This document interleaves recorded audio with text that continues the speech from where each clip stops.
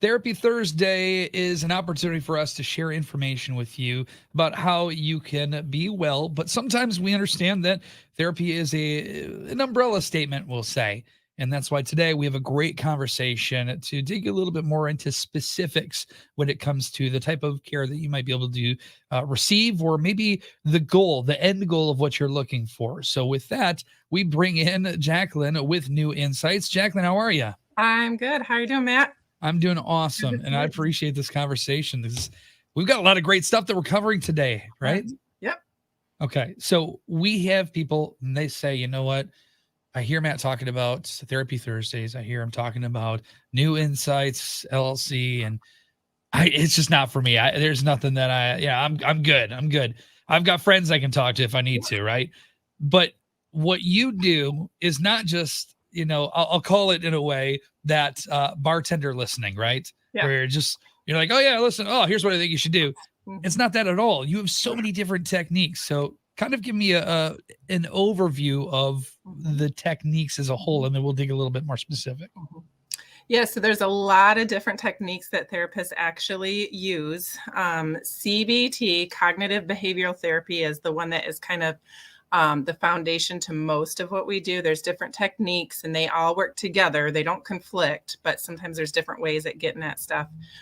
Cognitive behavioral therapy, what we do is we listen for the patterns. We listen for what is beneath what's happening. A lot of times people will not want to feel the way that they feel, and they'll come to me and they'll say, help me stop feeling this way. But the reality of it is feelings are followers. So we have to ask, what's behind the feeling? And that's what therapy does, is it gets at that belief system. It gets at that thought process that's underneath the feeling. So a lot of times people can't even really name the feeling. They just feel anxious, or they feel sad, or they feel and sometimes there's just no words to it. And that's what we do with therapy is I'll listen. I'll have somebody talk to me. I'll say, what's going on? What's happening? What's the problem?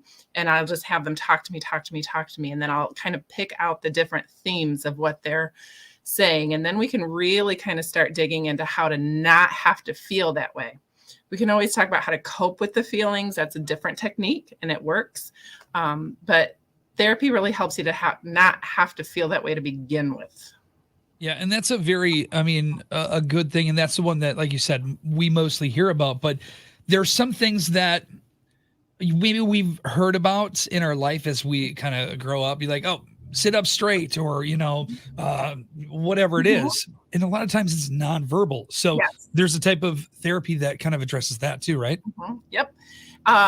Lots of different types of therapies address those stuff that we keep hearing over and over, especially as kids. And then it kind of becomes a part of who we are. We don't even realize that or remember it. So a lot of times people will have a theme. Some of the most common themes are like, it's not good enough. I'm not good enough. I should be doing more.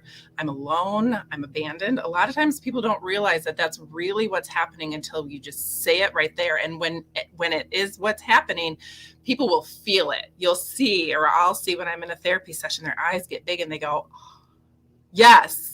And they never would have come up with those words, but the minute it fits, it's in the body, they feel it physically. And sometimes I'll even go through a list of some of the most common ones. I just listed some of them. Other ones are, I'm not understood. I feel invisible. I feel not important. And they're kind of always fighting to prove that it's not true. I am visible. I am important. And these things keep coming up as themes in their lives. And once it gets said, then we know how to deal with it. Otherwise, we're just keep fighting for other people to see us, other people to do what we want them to do, versus us being able to kind of resolve our own issue. Yeah. And that's something that leads, we talked about depression already in one of our vlogs here and what that leads into, but also that, I don't want to say that invisible feeling is something that, is something that we could have felt all the way in childhood too. And these are behaviors that have been with us all the way through our childhood. And maybe it's even more than that. There's a different type, and you actually like this kind the most, right? To be able to help and resolve. Is that a fair statement? Okay.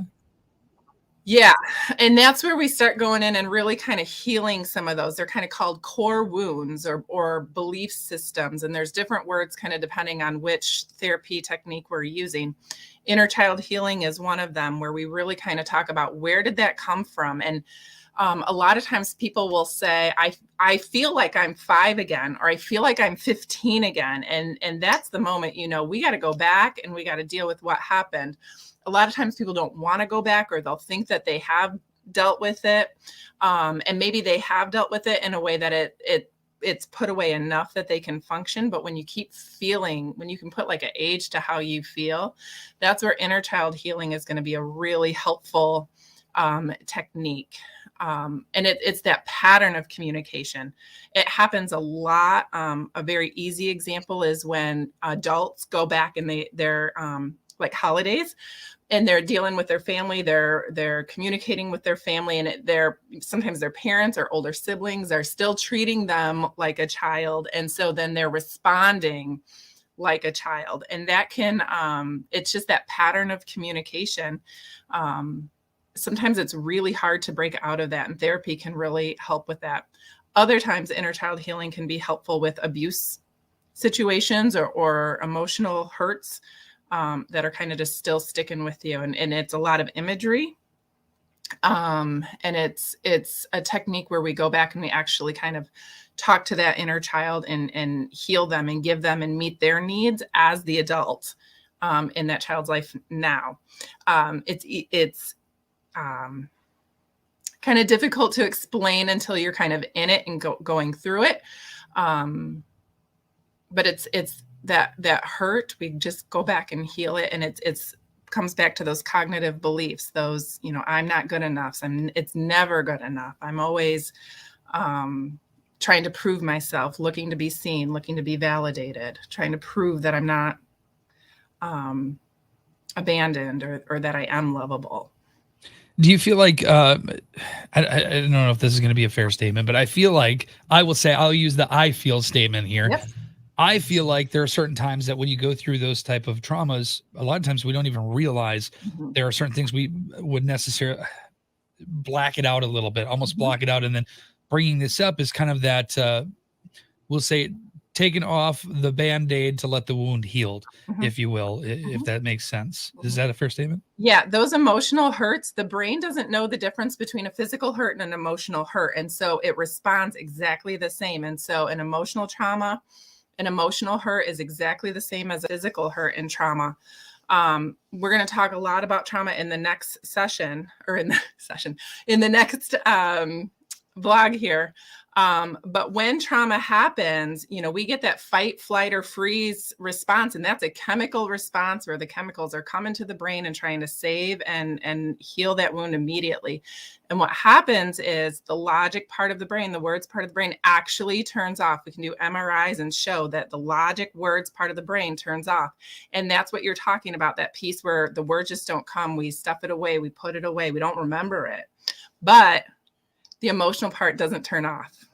And so we remember it through emotion. We remember it through our physical experiences. And that's what we feel when we feel that it's never good enough. It's never all of that stuff. It's actually the body remembering how that felt over and over and over again. Now, this is all great information, obviously, these different techniques, but these seem to be a little bit more aimed towards emotion, right? And going through maybe traumas or having poor self-image, but that's almost where everybody goes when they think of therapy. But it's not the only thing. I mentioned, and I've talked about this before, that one of my absolute best friends, I just was able to hang out with him this past weekend. He goes to a therapist and talks to somebody because, and then I'll preface this by saying he's the most successful person that I know in his career from my friends. And he goes for success to continue to get him to hit the goals that he wants to hit. And it's changed his life. So talk to me a little bit about that. Yeah. So there's different techniques. There's, we have solution focused, which is exactly that, solving problems and working together. And sometimes people kind of just get blocked for whatever reason. And then people can come and bring, the issues, and they need help solving problems. And so we have solution focused. And we really kind of talk about how to solve problems. We have motivational interviewing, which is not an interview, but it's about looking at priorities. And when you're having trouble kind of living outside of your priorities, sometimes that's in addictions issues. Sometimes that's in just, I can't do the thing that I want to do and I'm really struggling to get there. Motivational interviewing. Sometimes it's about when it's about success and struggling to kind of get there and do the things that you want to do. We talk about, well, what's the barrier? Well, sometimes it's a fear. It's a fear of rejection. It's a fear of not good enough. It's a fear of failure. It's a fear of success. Those are all cognitive thoughts. And so kind of just depending what the issue is and why it's a problem, the therapist will figure out which technique is going to be best for this individual. Yeah. And it's very important, again, that we highlight the fact that this is somebody who's a trained professional, you know, and this is not your buddy who, you know, he was able to get a new car last week and this guy knows what he's doing with his money. So that's somebody, it's not that. So if we hear this and we say, you know what, I attach to the, you know, specific XYZ therapy style, and I think that could help me. How do we get a hold of you to make that next step to have a conversation and see if this works out? Yep. So you can just call or text 269-325-5056. And I do a free 15-minute consultation just to talk to people, and they can ask questions and see if they think it's going to be a good fit. We're 100% online. So wherever they are in Michigan or Indiana, we can kind of meet them right where they are. Yeah, it would be just like this. You and I are having a great conversation, and we're doing it virtually, even though I'm on the moon and you're in Berrien Springs, right? Yes. It's the backdrop. Nobody knows where I am. It's fine. All right. Jacqueline, I appreciate you so much. Is there anything else that you want us to know here as kind of a wrap-up statement regarding all these different styles?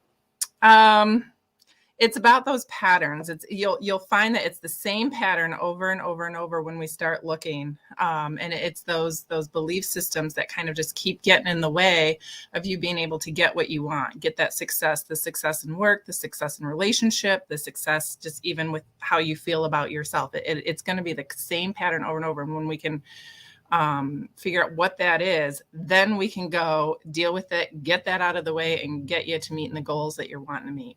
Excellent. Great information. And again, another successful vlog here with Therapy Thursdays with New Insights LLC. Jacqueline, we'll chat with you next week. Okay. All right. Thanks, Matt. Excellent. You're very welcome. Therapy Thursday with Southwest Michigan's 97.5 Wide Country.